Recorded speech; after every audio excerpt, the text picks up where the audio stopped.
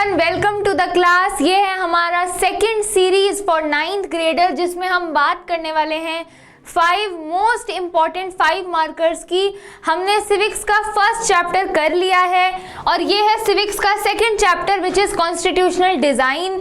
और मैं हूँ आपकी एसएसटी की educator Pearl Batra at Rank plus.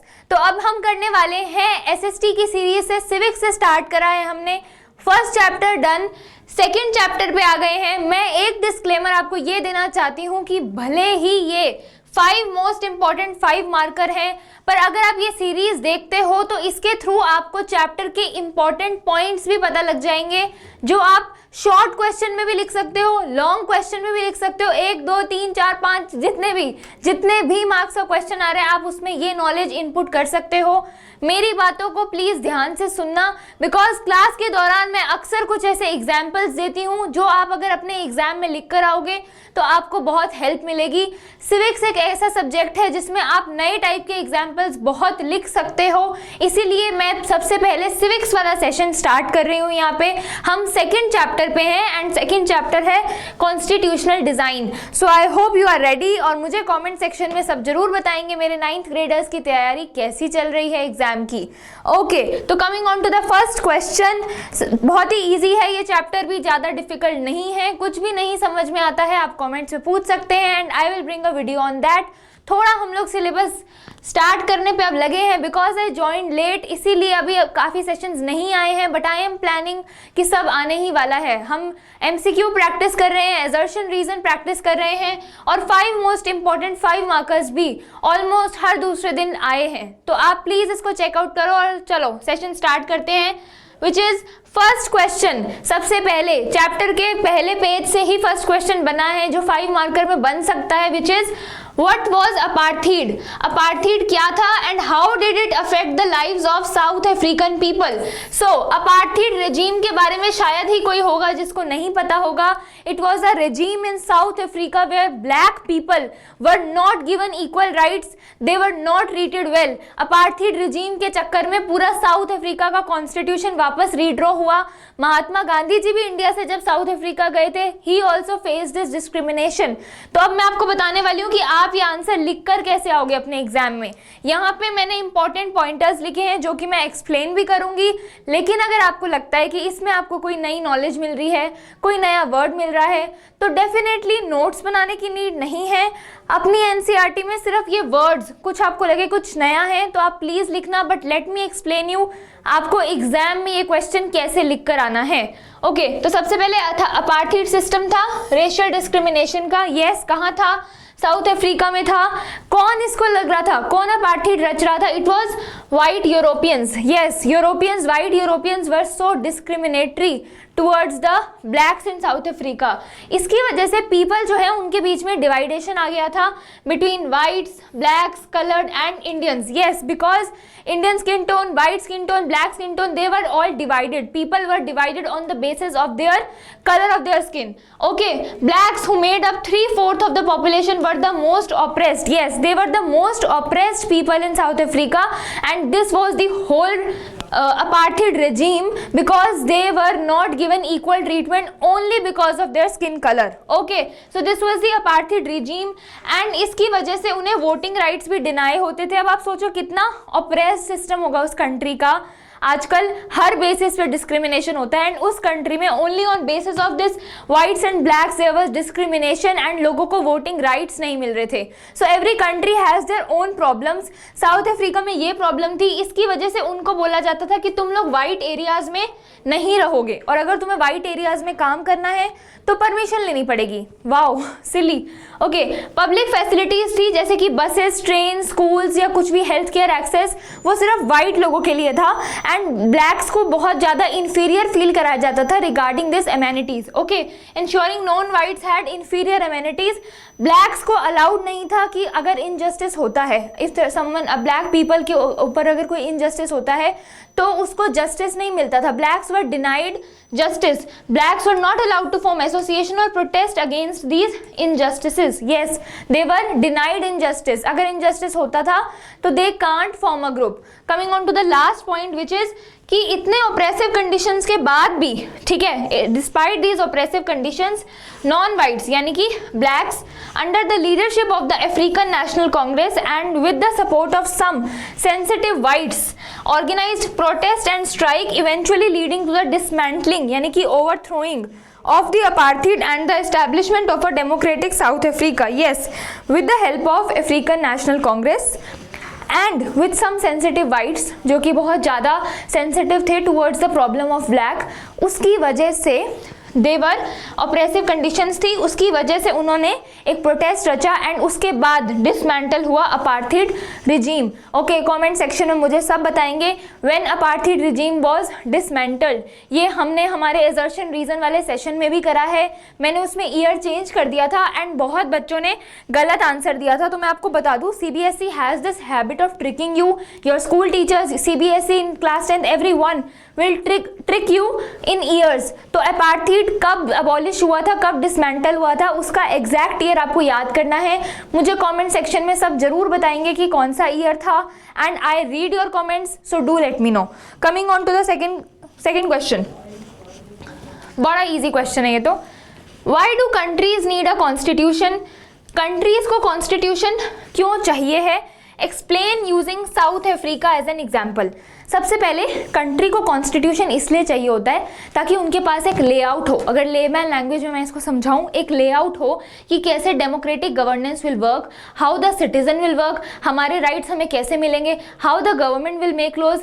ये पूरा स्ट्रक्चर आइडेंटिफाई करने के लिए there is a constitution, so that if I am wrong I could be punished, if someone else is wrong they could be punished. तो हमारा कॉन्स्टिट्यूशन एक brief layout decide करता है, ब्रीफ नहीं कहूंगी, डिटेल लेआउट डिसाइड करता है how the effective functioning of the government, of the people, of the judiciary will work. When you will choose humanities as a subject in 11th, 12th और after college, you will realize कि constitution में सब कुछ लिखा हुआ है और जो नहीं लिखा होता वो हम amendments के थ्रू ऐड कर सकते हैं। आपने fundamental rights और ये सब में तो पढ़ा ही होगा what is amendment and all। तो इसीलिए why constitution is important, और यहाँ पे स्पेसिफिकली बोला है कि साउथ अफ्रीका का एग्जाम्पल यूज करके बताओ। This is very important question. इस चैप्टर में 2-3 चीजें ही हैं, अपार्थीड, साउथ अफ्रीका, प्रियम्बल, इसके अलावा कहीं से क्वेश्चन नहीं बनेगा। यही क्वेश्चन को वो बस लैंग्वेज चेंज करके आपको पूछेगा, नथिंग एल्स। ठीक है, तो इसका आंसर देखते हैं। A constitution is a set of basic rules. Yes, basic rules जो कि सभी citizens को accept करना पड़ता है, which lays down, yes मैंने बोला था it lays down how a government should function, define citizens right and establishes trust among diverse group. Yes, क्योंकि constitution में सब कुछ mentioned है that how will it go, तो इसीलिए it establishes trust among diverse section. Trust कैसे establish होता है? क्योंकि मुझे पता है that if someone will hamper my rights, अगर मुझे पता है कि मुझे एक पर्टिकुलर रिलीजन फॉलो करना है और लोग कह रहे हैं कि no you can't follow this religion, तो मेरे को ये चीज पता है दैट मैं अपने कॉन्स्टिट्यूशन के through I can demand justice. इसीलिए कॉन्स्टिट्यूशन है तो हमारा ट्रस्ट है हमारी सरकार पे। कॉन्स्टिट्यूशन एक बहुत मेजर रोल इसलिए प्ले करता है। साउथ अफ्रीका में कॉन्स्टिट्यूशन जो था वो बहुत क्रिटिकल था after apartheid to ensure peaceful coexistence between blacks and whites. Yes, हमने पहले पढ़ा कि कैसे अपार्थीड रिजीम था और साउथ अफ्रीका में एक ऐसा कॉन्स्टिट्यूशन चाहिए था जो ब्लैक्स और वाइट्स को इक्वली ला सके and they both could feel equally validated. तो सबसे पहला पॉइंट इसमें आता है the black majority wanted majority rule and substantial social and economic rights. Yes, क्योंकि ब्लैक माइनॉरिटी हमेशा ऑप्रेस हुई थी, उनको चाहिए था कि हमारे राइट्स को सुना जाए, ठीक है, और हमें सोशल एंड इकोनॉमिक राइट्स मिला जाए। इसका सेकेंड पॉइंट है white minority sought guarantees for their privileges and property. Yes, white minority चाहती थी कि उन्हें उनके privileges and property की गारंटी मिले, that it is safeguarded. अब इन दोनों की डिमांड्स अलग अलग थी, they both were demanded different things. तो इसके बाद इनके बीच में जब निगोशिएशन हुआ तो दोनों साइड ने एग्री किया कि एक कॉन्स्टिट्यूशन होगा जिसमें एक डेमोक्रेटिक गवर्नेंस का फ्रेमवर्क होगा, जहाँ पे ब्लैक हो, व्हाइट हो, कुछ भी हो, they will get equal rights and protection against operation. Yes, ना तो माइनॉरिटी ऑप्रेस होएगी, ना मेजॉरिटी, ना ब्लैक या white, whatever, no one will feel oppressed. अब यही बात है, कॉन्स्टिट्यूशन का काम ही यही है। अगर आपने चोरी करी है या मैंने चोरी करी है, हम दोनों ही नहीं करेंगे, पर अगर हम दोनों में से किसी ने भी चोरी करी है तो वी विल बी पनिश्ड। तो यहाँ पे ये बात है कि आप कैसे भी दिखते हो, कैसे भी क्या भी करते हो, you are black, white, minority, majority, if you did wrong you will, constitution will safeguard, not don't safeguard you, they will like maybe put you in jail. Okay, तो ये ऐसा है कि फ्रेमवर्क होगा फॉर डेमोक्रेटिक गवर्नेंस और एक protection against operation होगा अगर आप ऑपरेस्ड हो रहे हो तो। इसकी वजह से साउथ अफ्रीका का ट्रांजिशन हुआ। ट्रांजिशन कैसे हुआ? क्योंकि पहले रेसिस्ट रिजीम था, रेसिस्ट था, ओब्वियसली डिस्क्रिमिनेशन था इसलिए, लेकिन बाद में डेमोक्रेसी आ गई। बाद में क्या आ गई? डेमोक्रेसी आ गई। और अगर डेमोक्रेसी है तो आपको पता है कि लोगों का ट्रस्ट बढ़ेगा कॉन्स्टिट्यूशन पे और सरकार पे, दोनों।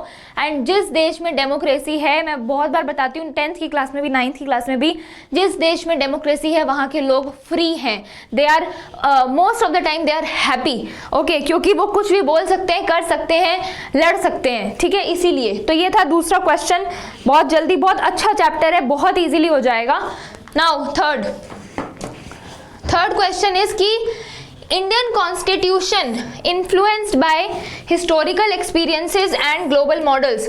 आपको भी हाँ, तो हाउ पूछा है कि इंडियन कॉन्स्टिट्यूशन कैसे इन्फ्लुएंस हुआ था हिस्टोरिकली एक्सपीरियंस और ग्लोबल मॉडल्स के दौरान। तो मैं आपको बता दूं, एक बहुत ही ऐसे आपको एक छोटी सी स्टोरी बता देती हूँ। मतलब अगर आपने एनसीईआरटी में पढ़ा है, नहीं पढ़ा है, तो इट विल लाइक, उससे आपका क्या है, थिंकिंग डेवलप होएगी एंड आप आंसर्स बेटर लिख पाओगे। इसका आंसर हम देखेंगे आगे, बट इसमें क्वेश्चन में कहना क्या चाहता है कि इंडियन कॉन्स्टिट्यूशन जब बना था ना, आई थिंक 2 साल 11 महीने 18 दिन, पता नहीं इतना ही कुछ, 11 महीने 18 दिन, ऐसा इतना ही टाइम लगा था। एग्जैक्टली मुझे भी याद नहीं आ रहा है। तो इतना टाइम लगा था। हमारे ऑस्ट्रेलिया के कॉन्स्टिट्यूशन को बनाने के लिए सबसे ज़्यादा टाइम लगा था। यूएसए का कहते हैं कि लॉन्गेस्ट कॉन्स्टिट्यूशन है। ये सब बातें एक्स्ट्रा पॉइंट्स हैं, ये तो लिख के नहीं आने, जस्ट एक स्टोरी लाइन के लिए मैं आपको बता रही हूँ ताकि आपका सब्जेक्ट में मज़ा जागे। जब मैं 9th में पढ़ती थी तो सब्जेक्ट में मज़ा नहीं आता था, बट नाउ आई थिंक क्योंकि सब educators, teachers, they want to explain things in story format. इससे क्या होगा कि आपको चाहे आप लिखो भी ना तो भी आपको एक स्टोरी में मजा आता है कि कैसे बना, मतलब इसको जानना में कितना एक्साइटमेंट होगा। एंड आई विश किसी ने मुझे ऐसे पढ़ाया होता कि कितना मजा आ रहा है कि इंडियन कॉन्स्टिट्यूशन बना कैसे। तो मैं आपको बताती हूँ कि इंडियन कॉन्स्टिट्यूशन ड्राफ्ट किया था BR अम्बेडकर ने, और उनके साथ में 7 मेंबर्स और थे ड्राफ्टिंग कमेटी में, ठीक है। हमने क्या किया, हमने, इंडिया में बहुत डाइवर्स लैंड है, ठीक है, बहुत डाइवर्सिटी है। जब आप 10th में आओगे तो आप पढ़ोगे कि डाइवर्सिटी ऐसे है कि लिंग्विस्टिक डाइवर्सिटी है, ठीक है। लाइक आप लोग जिस स्टेट के हो वहाँ पे कोई और लैंग्वेज है, मैं जिस स्टेट की हूँ वहाँ पे कोई और लैंग्वेज है, और अभी मैं जयपुर में हूँ वहाँ पे कुछ और लैंग्वेज है, ठीक है। तो ये डाइवर्सिटी है। कास्ट की डाइवर्सिटी है, रीजनल डाइवर्सिटी है, कोई एरिया में ट्राइबल है, कोई में नहीं है। तो इंडिया बहुत लैंड ऑफ डाइवर्सिटी है। तो इट वॉज इंपॉर्टेंट कि हमारे यहाँ पे एक ऐसा कॉन्स्टिट्यूशन हो जो सबकी नीड्स को एकोमोडेट कर सके, यानी कि एक ऐसा कॉन्स्टिट्यूशन चाहिए कि आपकी नीड्स भी पूरी हो सके और मेरी नीड्स भी पूरी हो सके। Okay, it was important. तो फिर क्या हुआ कि इंडिया में अब सारा कुछ तो हमें कहीं से तो बोरो करनी पड़ेंगी चीजें। क्या करना पड़ेगा कि हमें अच्छी चीजें, जैसे कि फंडामेंटल राइट्स बहुत है। हमारी कंट्री के लिए एक बहुत बड़ा प्रिविलेज है that we have fundamental rights. China जैसी कंट्री में फंडामेंटल राइट्स नहीं होते हैं। तो आप खुश हो जाओ अगर आप अपने यूट्यूब पे बैठ के वीडियो देख रहे हो, बिकॉज बहुत सारी कंट्रीज में तो यूट्यूब बैन है। ओके, तो फिर मैं आपको बताना चाहूंगी कि जैसे अब फंडामेंटल राइट्स हैं, आप रिट के बारे में पढ़ोगे, आपने प्रियम्बल के बारे में पढ़ा, आपने लिबर्टी पढ़ा, इक्वालिटी पढ़ा, ये सब हमने देखा कि यार बाकी देशों में तो ये है, so we borrowed it from that country. हमने देखा हमारे बहुत सारे एक्ट बने थे, इसमें सिर्फ 1935 के एक्ट की बात है। आप बड़ी क्लासेस में जाओगे, आप पढ़ोगे, बहुत सारे एक्ट्स बने थे हमारी 1935 से पहले, 1909 में, 1919 में। तो उन सब से इंस्पिरेशन ड्रॉ करके वी हिस्टोरिकल एक्सपीरियंस की वजह से वी शेप्ड आवर कॉन्स्टिट्यूशन। अब देखते हैं एनसीईआरटी लैंग्वेज में, बट मैंने स्टोरी फॉर्म में आपको बता दिया है ताकि अगर आपको स्टोरी पता होगी so you will be able to write better, बहुत अच्छे से आंसर लिख पाओगे आप लोग, ठीक है। तो Indian constitution was shaped by historical experiences. सबसे पहले First point, the British of colonial government introduced weak legislative institutions like the Government of India Act which provide, yes, आप बड़ी क्लासेस में भी जाओगे, यूपीएससी जैसे क्वेश्चन आता है ये वाला कि विच एक्ट से हमें इंस्पिरेशन ड्रॉ करी थी फॉर आर कॉन्स्टिट्यूशन, तो सबसे बड़ा एक्ट था government of India act of 1935। इसकी डिटेल में जाओगे तो बहुत चीज़ें थी, जैसे कि बाई कैमरल होगा, डायआर्की होगी, ये सब आपकी एनसीईआरटी में नहीं है, जानने की जरूरत नहीं है। अभी सिर्फ इतना जानना कि हमने इससे इंस्पिरेशन ड्रॉ की थी। सेकंड, द फ्रीडम हाईलाइटेड, जैसे कि यूनिवर्सल एडल्ट फ्रेंचाइज, इसका मतलब every one can vote, equality सबके लिए, माइनॉरिटी प्रोटेक्शन, माइनॉरिटी यानी कि माइनॉरिटी के जो भी राइट्स हैं उनको प्रोटेक्शन, फिर है which were included in the constitution. Third हमने फ्रेंच रेवोल्यूशन से इंस्पिरेशन ली थी 1789, ठीक है। बिल ऑफ राइट्स 17 या 16 देख लेना, 91 ऐसा कुछ। In the United states and the parliamentary system of Britain, yes, America में प्रेसिडेंशियल सिस्टम है, इंडिया में पार्लियामेंट्री सिस्टम है, और उसका हमने इंस्पिरेशन ब्रिटेन से लिया था। सोशलिस्ट रिवोल्यूशन हुआ था रशिया में 1917 में, इंस्पायर्ड पर्सन, हाँ, हमने फ्रेंच रेवोल्यूशन से लिया लिबर्टी, इक्वालिटी, फ्रेटर्निटी का नारा। सोशल रेवोल्यूशन से लिया हमने, रशियन रेवोल्यूशन से लिया सोशल एंड इकोनॉमिक जस्टिस। अब fourth, India adopted these ideas while, हाँ, इंडिया ने ये आइडियाज़ लिए सबसे अलग अलग, क्योंकि इंडिया में डाइवर्सिटी है, तो हमें जहाँ लगा कि जिसकी ये चीज़ अच्छी है वी अडॉप्टेड दैट। ये क्वेश्चन का आंसर ऐसे होगा। आई होप सबको समझ में आ गया होगा। फोर्थ, सेकेंड लास्ट क्वेश्चन है, हम ये पढ़ रहे हैं पर इसका मतलब ये नहीं है कि सिर्फ ये क्वेश्चन हो रहे हैं, मैं आपको बता रही हूँ, आप ये कर लोगे ना आपका पूरा सेशन रिवाइज हो जाएगा। और मैं बोलना चाहूँगी उन बच्चों के लिए, मैं भी एक ऐसी बच्ची थी, मुझसे ना बार बार बुक खोल के नहीं पढ़ा जाता था, तो इट्स बेटर अगर आप वीडियोज़ के थ्रू, फोटोग्राफी मेमोरीज के थ्रू, कोई समझा रहा है उसके थ्रू भी रिवाइज कर सको तो भी अच्छा है। ज़रूरी नहीं है, आई नो सेल्फ स्टडी जितनी ज़रूरी है वो इम्पॉर्टेंट है, बट अगर आपके पास कोई डिस्कस करने को नहीं है, आपको लगता है कि एसएसटी मुझे बोरिंग लग रहा है, मैं साइड में बैठ के नहीं पढ़ सकता हूँ, तो इससे अच्छा ना पढ़ने से अच्छा आप कोई मेरा वीडियो लगा लो एंड जो मैं बोल रही हूँ वो भी समझ लोगे ना, it will be enough for you, ठीक है। तो हम फोर्थ पे आ जाते हैं। What are the guiding values enshrined in the preamble of the Indian constitution. Preamble पे अगर आपके क्लास में कोई भी क्वेश्चन आ रहा है, please start that question with, ऐसे ब्रैकेट में करके, वी द, क्योंकि प्रीएम्बल का पहला नारा ही यही है, we the people of India. तो अगर आप इसको हाईलाइट कर दोगे अपने आंसर्स में तो एग्जामिनर आपको ज़्यादा मार्क्स दे देगा, क्योंकि बच्चे आंसर स्टार्ट अच्छा करना बहुत ज़रूरी है। प्रीएम्बल का जब प्रीएम्बल में सबसे पहले ही लिखा हुआ है we the people of India, तो आप अपना आंसर शुरू ऐसा करो, we the people of India definitely ensures, ऐसे करके जो भी पूछा है वो बता सकते हो। इसको हम देख लेते हैं प्रीएम्बल में क्या है। Preamble of the reflect guiding value sovereign, socialist, secular, democratic, republic, ये तो सीक्वेंस में याद होना चाहिए। Sovereign, socialist, secular, democratic, justice, liberty, equality, fraternity. सबसे पहले सोवरीन का मतलब क्या है कि हमारा constitution, we the people, they are supreme authority to make decisions, हमें कोई आउटसाइड इन्फ्लुएंस नहीं कर रहा है, यूएसए और यूके आकर हमें इन्फ्लुएंस नहीं कर रहे हैं, हम अपना कॉन्स्टिट्यूशन खुद बना रहे हैं।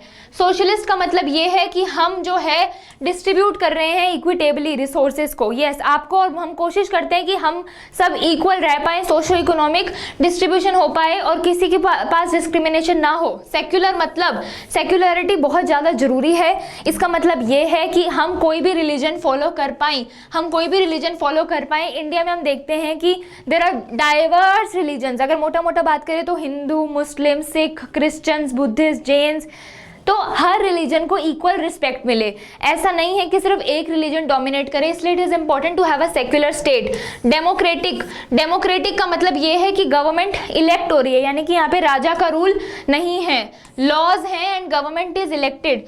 जस्टिस का मतलब है कि कोई भी social, economic and political inequalities हैं। सोशल इनइक्वालिटी मतलब कि स्कूल में ऐसा नहीं है कि सिर्फ मैं पढ़ने जा सकती हूँ पर आप भी जा सकते हो। इकोनॉमिक मतलब अगर आप ये जॉब कर सकते हो तो मैं भी कर सकती हूँ। पॉलिटिकल मतलब है मैं वोट कर सकती हूँ तो आप भी वोट कर सकते हो, ओनली अगर आप 18 साल से ऊपर हो तो अभी मत करना, ओके।